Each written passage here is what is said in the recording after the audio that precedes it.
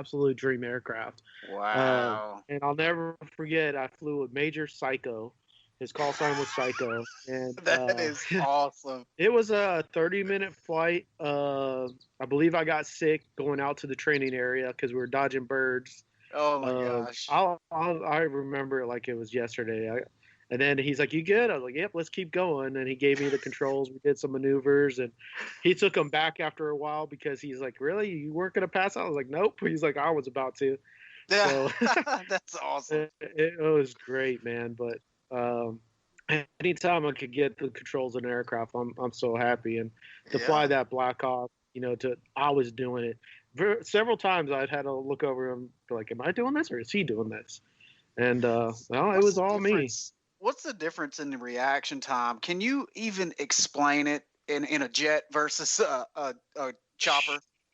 No, the reaction times, both of them, you need pretty quick reaction times, but for two different reasons. Sure.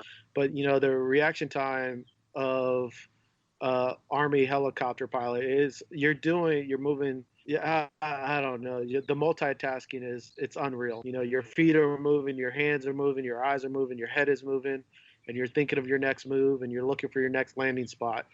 It's nonstop. It sounds like it. And hey, listeners, thanks so much for joining us today here on the Honor Across Arms podcast with our amazing guest, Victor Soler. So, Soler, you're talking about the collectives, you're talking about the heads-up display, you're talking about all the things that are going on as you're flying this Blackhawk. Tell us about that, because, man, just listening to that, it sounds overwhelming. What is it like? You're on kind of overload in your brain on everything that's going on. Yeah, you are, but our military is great. We're trained great. It all starts from basic. We know you're getting yelled at. You're learning at that time to what's important, what's not important. And during those, times when I was enlisted, that's, especially basic training, you learn what's important, what to turn off, and what to pay attention to. And that's that transitions all the way through your career. And it becomes evident in a helicopter. It's just, I can't describe it. It's just, you become one with the machine, and it's great. Wow. I'll never forget. I think that's a perfect analogy, though, Soler. Yeah. Just one with the machine, because you really are. Every appendage you have is doing something, right? Yeah. The Army says, that your instructors say you're not climbing into your aircraft. You're strapping it on your back. So absolutely. That's the equivalent to an infantryman's rucksack. You're strapping it to your back, and you're going for a ride. So you better know that piece of equipment. And that was a huge difference. I knew that equipment, and every day, that as a technical expert, you had to know your equipment, because not only is it your life, but it's the lives of the people you're transporting and the people you're, quite frankly, bringing stuff to that you could be saving. Yeah, and let's talk about the Blackhawk for just a moment, because it's not like an Apache. An Apache is a two-seater, right? Yeah, Apache's a two-seater, and the Blackhawk has two pilots up front, two crew chiefs in the back usually. And like I said, it's a multifaceted aircraft. Mm-hmm. Then you usually have infantry or supplies or something that's in the back, or you could be sling loading some supplies, or you could configure it. You can configure it as a gun aircraft, and the Army does do that at times. So it is very, very versatile aircraft. Yeah, that's awesome, man. So take us through some of the flights. I mean, what are some of the neat experiences you had in the air, or some fun times, or hell, even some hairy situations? What sticks out most in your mind? I remember being in Egypt. My first assignment after school was Egypt, and we went there, and it was during the coup attempt with Mubarak, and we were out there, and you learn stuff, and you're just out there flying. Just picture yourself on a nice drive. You finally got the keys to the car. You're driving along, and one of the pieces of equipment, goes off, and you're like, "Oh, something's targeting me." But I'm still in the mindset of training. Like, yeah, this is pucker factor right now, right? I looked at the pilot in command at the time, and she's like, "Are you gonna do something?" And I was like, is this real? And she's like, absolutely. And I was like, all right, here we go. And I start, doing combat maneuvering. Oh, And yeah. she said that she looked over there because she told me get lower, get lower.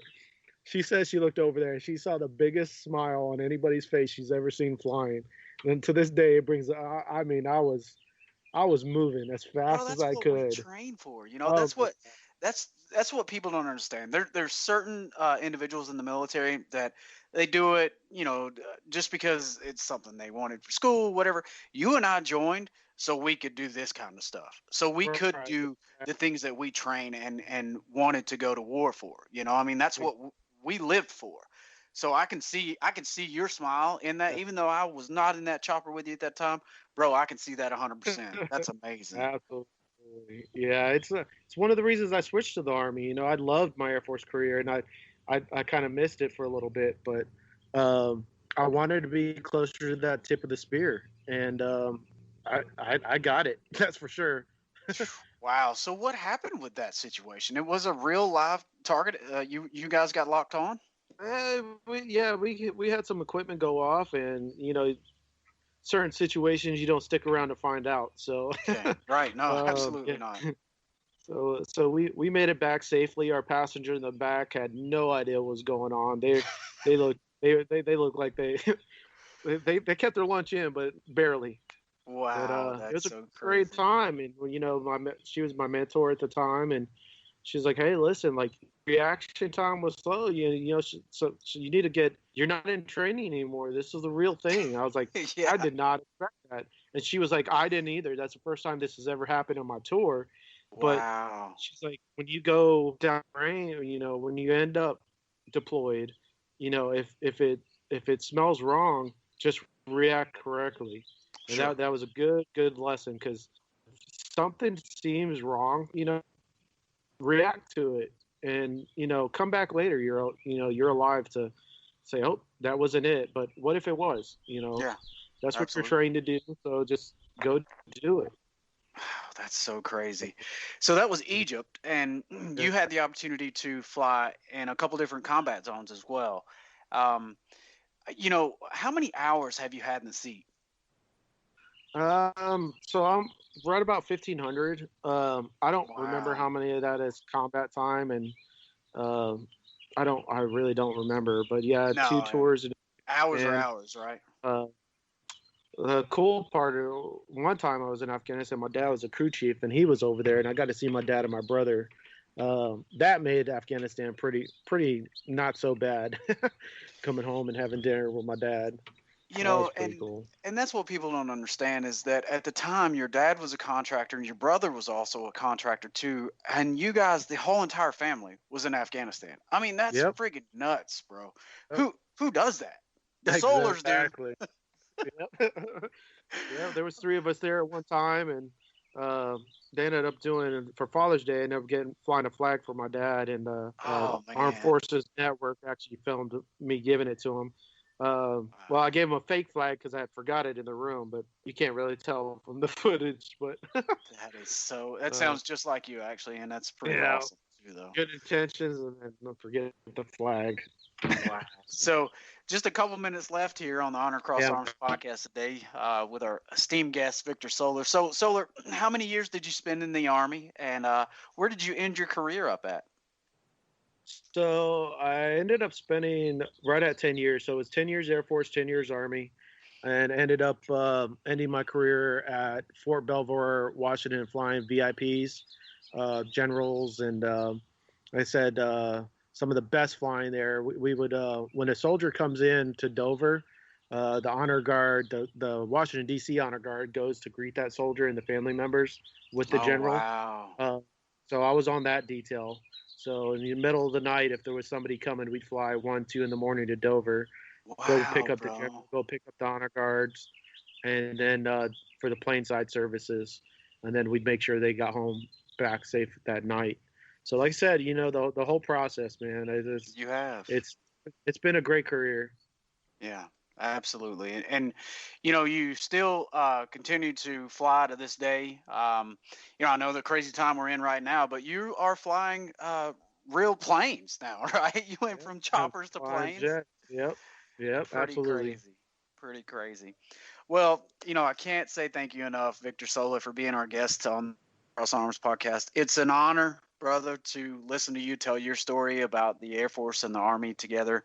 And it's an honor to call you a brother. And I can't say thank you enough for just being our guest today. Thanks for having me, Josh. Anytime. You got it, man. Well, hopefully at some point in time we'll get your dad on, and maybe Stephen in the future as well. It'd be pretty interesting. So, absolutely. Well, you take care, man. Tell the family I said hello, and thanks for being a guest on the Honor Cross Arms podcast. I'm Joshua Littrell, signing off. Line over there, send the word over there. That the Yanks are coming, the drums rum-tumming everywhere. So prepare, say a prayer, send the word to beware.